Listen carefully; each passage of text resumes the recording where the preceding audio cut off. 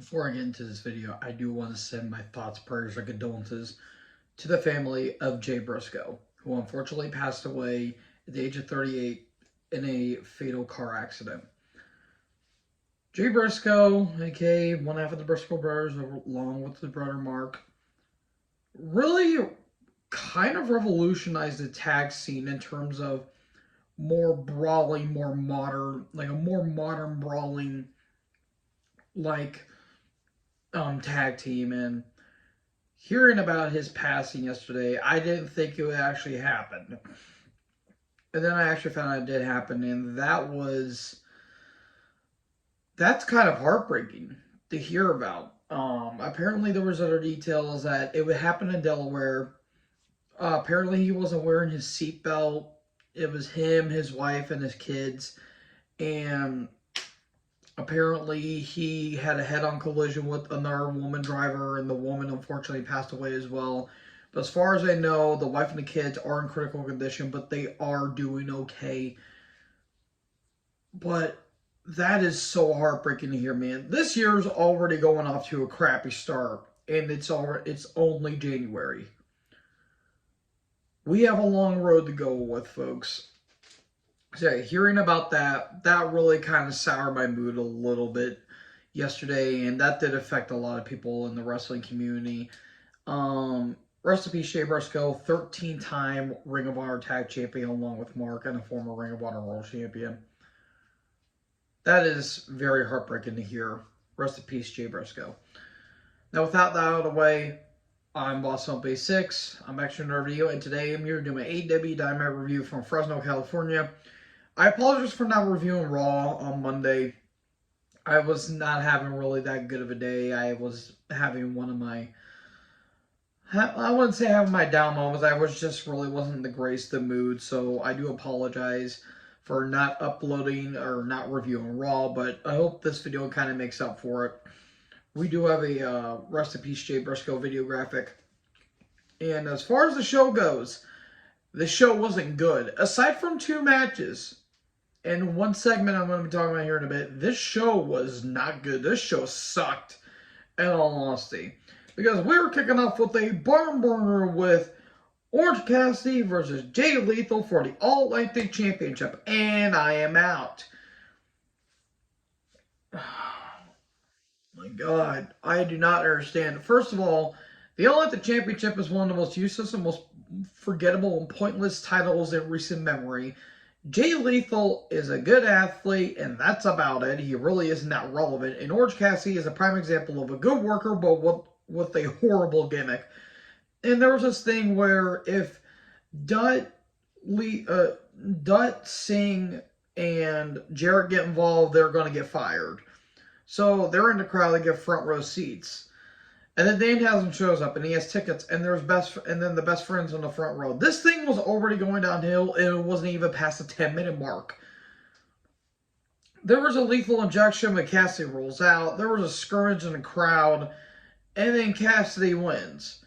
I don't even bother reviewing the match because the match really didn't amount to anything, much like Orange Cassidy. And then Jarrett and Singh try to attack, but Dutt's kind of fending them off because if they do attack, they're going to get fired. And then Dutt gets shin kicked, and that pisses him off, and there you go. Who did this accomplish? Who was this for? Honest to God question. This wasn't bad. This was really bad. And I know there's Orange Cassidy lovers out there. There's fans that love the gimmick, and there's fans that love the wrestler. He's not a bad worker, but he has a horrible gimmick. Then we got Darby Allin and a Kushida video package. Yes, Kushida. I have not seen Kushida in about a year and a half, maybe 2 years. I remember watching him when he was in WWE. I haven't watched his New Japan stuff yet, because frankly, I only watch so much wrestling in the day, and I'm not saying I don't like New Japan, it's just that their booking's very, very, very sloppy. So I do watch the good stuff, though. I just try to avoid the bad stuff. Speaking of bad, Top Flight, who's not bad. They're a good tag team. I do like Darius and Dante, but their opponents were bad. It's the Young Cucks. You expect me to expect the Young Bucks match in 2023. That's adorable. Oh, and Rick Knox is the referee, so it's all rainbows and candy for everyone. Yeah, this match sucked. The phrase "same shit, different day" really fits the Bucks to a T. They do the same damn thing, and it's so unbearable. There's no variety to a Bucks match. Once you've seen one Young Bucks match, you've seen it all. Top Flight somehow win. I don't know how. This is probably going to lead to a trios match between AR Fox and Top Flight against the Elite. The Elite. Great. More Bucks and Omega on my goddamn television. This is terrible. Here come the Guns. They come down, and they said, we're the best tag team in the world, and we will not be disrespected again by the Acclaimed. And then the Acclaimed show up, and then they try to cancel his rap, but, you know, Caster's like, do you want to listen to them talk, or do you want to hear me freestyle? And I did like how Tony Schiavone says, scissor me, Taz. That was funny. Max got some pretty good lines. I think he said it like, Max says, you're lying, you're worse kids than Hunter Biden. That was good. I think he said something like that. I couldn't remember what he fully said, but that was good. That was funny. And before anyone wants to assume anything, I can care less about politics. It's fun to make fun of politics. Because if you live in a world as politically correct as we are, we would be dead right now. So poke fun at politics and don't be, having your own head up your ass. Because if you do, you know what you have for breakfast. To quote X-Pac, okay, you've had your head so shoved up Bischoff's ass, you know what he had for breakfast. I think he said something like that. I am sorry if I botched that. I'm tired. Anyways, there's a confrontation, and Billy says, no, you're going to sell this like you're tag champions, and you're going to sell like you're my sons. We're going to have a conversation. And he faded down with that. We have two words for you. Family therapy. I don't know why that was funny, but that was. How is Billy Gunn as over as he is, arguably more than he was in the Attitude Era? I will never understand. And he's in his 60s. Anyways, Renee and Heyman are backstage, and Heyman talks about, hey, how's John doing? I didn't mean to do it. I mean, yeah, he did take away almost a few weeks of my career, but he taught me how to be a man and all that stuff. And this was a pretty good Heyman promo. Heyman's getting better with his promos as long as he's good with the source material. And then him and Renee talk a little bit, and he's asking Renee, how is he doing, by the way, and all that stuff. And he wants to say something. He's like, never mind, that's stupid. Okay, I don't know what they're going with this, because they're clearly trying to make Moxley a heel, because he's like, I didn't mean to do it, but hey, you mess around, you mess around, and you mess around. Sure enough, you're going to get knocked around. And Hangman's trying to somehow have forgiveness for Moxley. I don't understand what they're trying to do here. Speaking of stuff I don't know what they're trying to do here, I don't know why they're trying to make Jake Hager a competitor. I don't know why they're trying to make Jake Hager profitable. He took on Ricky Starks with Jericho with the Jazz Holes with 2.0 and Jericho on commentary. Oh, great, Jericho's on commentary. Be still my beating apathy. This was not good. Starks can only do so much, and Hager is a complete goof. There was a table set up, but there's no but a DQ doesn't get called. 2.0 distract, a spear, and Starks wins. And then Sammy and Garcia come down, Starks goes into the crowd. Jericho's just going to milk every hot young talent that's going to be in AEW until his contract runs out. Because this is not doing anything for Starks, and it's doing nothing for Jericho. Jericho hasn't really been prominent in about 2.5 years, and that's how long he's been in the company for. So we get an Adam Cole, Bebe video package. I'm glad that Cole's doing okay. And I actually did miss Adam Cole, not going to lie. Jericho, Sammy, and Daniel and Tony Schiavone backstage. It's going to be, I think it's going to be Starks and Andretti against Sammy and Jericho, but Daniel says, well, I'm taking action in Andretti this Friday on Rampage, and if I win, then I'll get to team with Jericho. I think Sammy said that, but I kind of tuned out what Sammy said because Sammy is a total dweeb. God, Sammy is so obnoxious. Not Sami Zayn. Sami Zayn at least, contributes to society. Sammy Guevara is just there to piss everyone off. And I'm surprised he hasn't gotten his face decked in yet. Okay, so there you go. I guess there's some tension. I don't know. Thankfully, we got to something actually good on this show. And the show stealer and the show saver. Bandito versus Bryan Danielson. I'm not going to try to clap too loud because it's late and everyone's sleeping. Good stuff. Really, really, really, really good stuff. I will argue, though, I do think the match with Takesha last week was a smidge bit better, but this was still a pretty damn good match. Bandito is such a delight to see. He's so cool to watch. I want to personally thank ROH for exposing me to him. Thank you very much. And his stuff on the Indies was pretty damn good too, but it's mostly his stuff in ROH that really got me a Bandito fan. There were some good submissions. There were some good dives. Bandito's so fun to watch. Bandito kept going for that 21 plex, but he couldn't hit it. He almost hit it, but Bryan countered it. Bryan put on the label lock. Aubrey is the ref too, by the way. There was a avalanche fallaway slam, then a 21 plex, but a kick out. But in the end, Bryan hit the running knee, and there you go, Bryan wins. Then MJF is on the screen, and he's backstage, and he says, well, congratulations, Daniel. After all I've done for these fans, fickle. That was good stuff right there.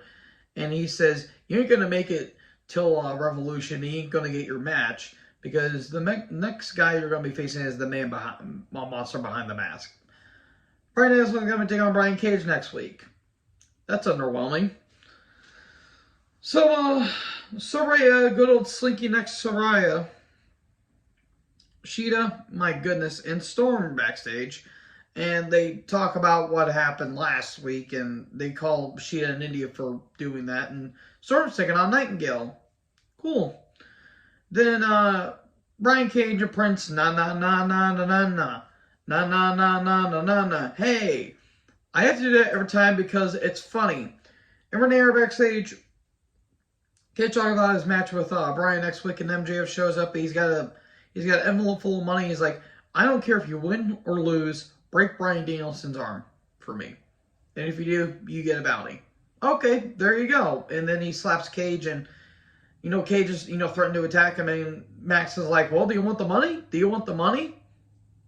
There you go. Pretty self-explanatory right there.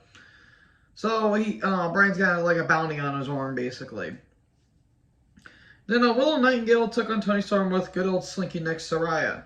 I do want to mention, why Willow Nightingale's theme sounds like Don't Stop Till You Get Enough by Michael Jackson, and I can't unhear it.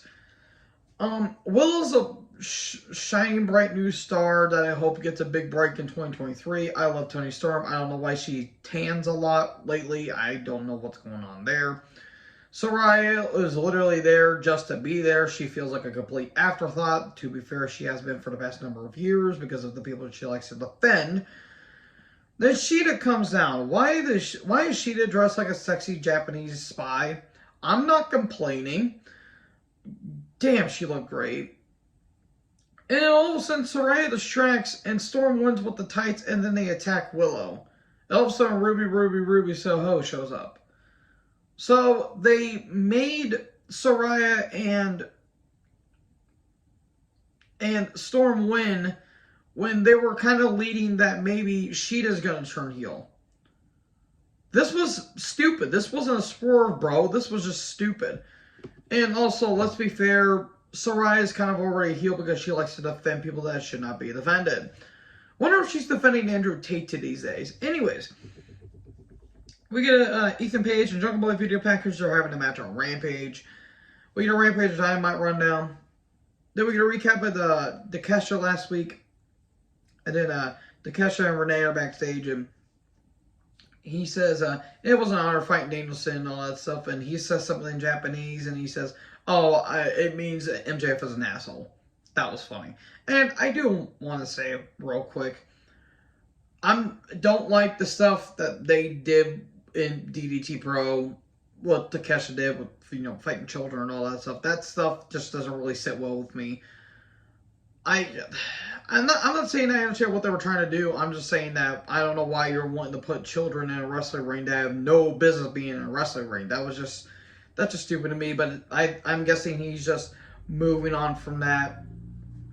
And I do want to mention that everyone was basically wearing Jay Briscoe, armbands and all that stuff. And I also do want to mention really quick. I almost forgot to mention this. Yes, Jay was not a saint, when he was, growing up. He did say a lot of homophobic things, and there's some things that came out about him that he has made some not really, polite remarks about people. But he eventually turned himself around and turned his life around, and he did change, and he has, became a really well-respected person. Changes can happen, people. That's all I'm saying. Unless you're like Hulk Hogan and you don't like the brother's brother. But unlike him, at least Jay has turned himself around, and at least he has changed his ways. Just unfortunate that he did pass. Anyways, we get Kushida versus Darby Allin with same for the TNT title. This was good. I do want to say, I don't know why the crowd fell asleep. Towards near the end of the match, or halfway through the match, this crowd just they were legit sitting on their hands, which I don't know why. Sting got a big pop because he's from California. There was some good stuff, a lot of good Marvin focus. I do miss seeing Kushida on my television. There was a senton onto the New Japan Dojo guys that were with Kushida. I get some good arm focus, Darby being the underdog. Darby sets up a chair. I guess it's a no DQ match. And then he looks like he's about to dive onto Kushida, onto the chair, but Kushida counters it into a Fujiwara armbar. And that got, no crowd reaction at all, which was kind of stupid because it looked like a cool maneuver. Kushida kept going after the arm, but eventually Darby turns it into the Last Supper, 1, 2, 3, and Darby wins. We get a show of respect at the end, and possibly a rematch down the road. So, yeah, that was Dynamite, folks. Yeah, that was certainly a delight. Only 2 good matches, 1 pretty damn good segment, and that's about it. The show was not good afterwards. So anyways, thank you guys so much for watching. Make sure you guys like, comment, subscribe, tap the little bell for more notifications. Once again, rest in peace, Jay Briscoe. I'll talk to you guys next video. Join the herd. I'll talk to you guys next video. Peace out.